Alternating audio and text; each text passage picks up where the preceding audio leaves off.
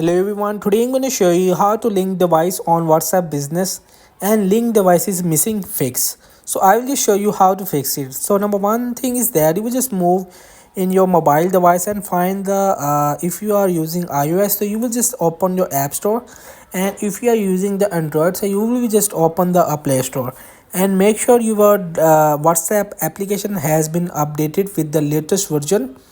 And I will just enter the WhatsApp business. So here you will see the update. So simply just tap on it, the update button, and you will be able to fix the regularly fix bugs and the latest features in it. So when you just get the update your application, you will just open the WhatsApp app on your mobile device, and you will be just moving in the top right corner of settings options.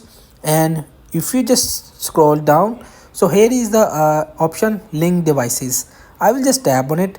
So simply you will just tap on it, link device, enter your code, and here is the basic. You will know, you will be just open the WhatsApp web on your laptop or your computer. So you will be just scan it, and it will be just login into your PC. So that's it. So hope this video helped you. Please don't forget to like and subscribe and get notified for more videos.